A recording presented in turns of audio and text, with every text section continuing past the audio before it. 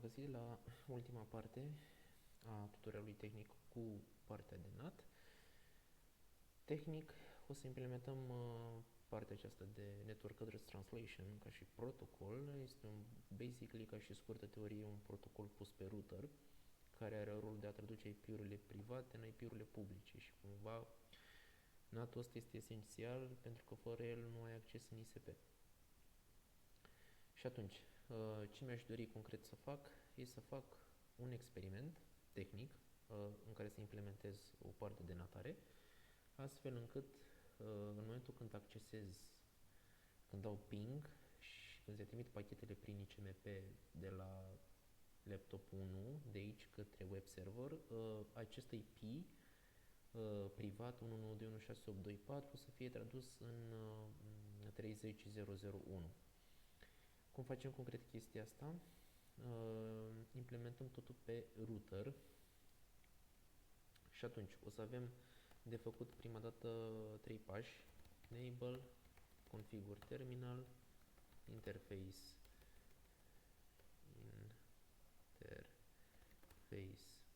prima dată mă uit la interfața care este directly connected to the LAN și este gigabit 0/2 interfața, interface gigabit 0/2. Aici avem un IP NAT inside exit, interface gigabit 0/1, IP NAT outside exit. Ce am făcut concret prin IP NAT inside și outside? IP NAT inside am specificat că interfața asta de gigabit 0/2 este interfața directly connected to the LAN pentru LAN-ul selectat, care are partea asta de IP-uri private. Are o mască de rețea care are IP-urile private. IP NAT outside este corespunzător interfeței de gigabit 0/1, care este directly connected to the WAN. Și aici, prin intermediul acestei interfețe, se face legătura cu internetul. Și atunci, am făcut primul pas, acela de a separa NAT inside de NAT outside. Acum, mi-aș dori foarte mult pentru pasul următor, ca să putem să facem overload-ul pe PAT, Port Address Translation, să putem să permitem ca toate IP-urile din LAN-ul selectat să fie traduse. Cum facem chestia asta? Prin intermediul unui access list. Access list 1 permit și dau masca de rețea specifică LAN-ului și wildcard 192.168.1.2.168.2.0 0.0.0.255. Ce face concret comanda asta? Se specifică ca toate IP-urile private din LAN-ul selectat să fie cumva traduse, să aibă posibilitatea să fie traduse în IP-uri publice.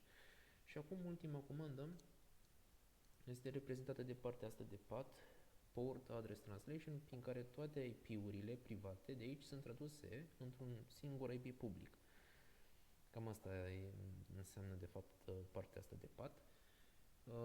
Și comanda sună în felul următor: IP NAT inside source list 1 și ne focusăm pe interfața asta de gigabit 01, gigabit ethernet 0/1 overload. Ce face concret comanda aceasta? Practic, interfața asta de gigabit 01 este interfața directly connected to the WAN și face overload, adică partea asta de path, traducând toate adresele IP private din această mască de rețea într-o singură adresă IP publică, astfel încât să aibă acces în ISP. Gigabit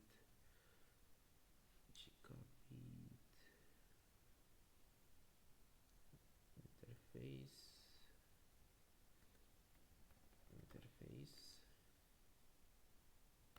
Acum merge. Bun, și vom proceda în felul următor.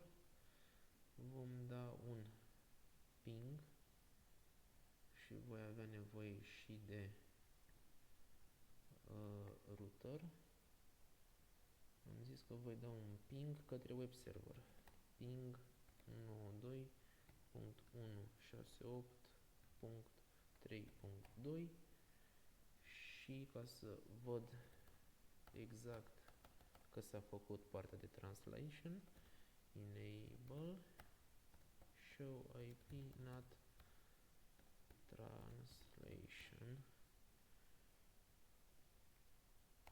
ping. Perfect, funcționează exact așa cum trebuie. Pingul s-a terminat. Aici vedem partea asta de translation. Ce s-a întâmplat concret? IP-ul 192.168.2.4 a fost translatat în 30.001. 30.001 care este parte din partea de WAN. Ping-ul este comanda care are în spate protocolul CMP și aici vedem efectiv și porturile care sunt specifice.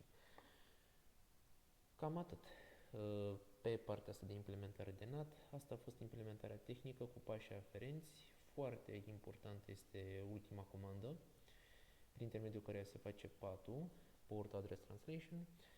Mersi pentru atenție și ne vedem în clipul următor.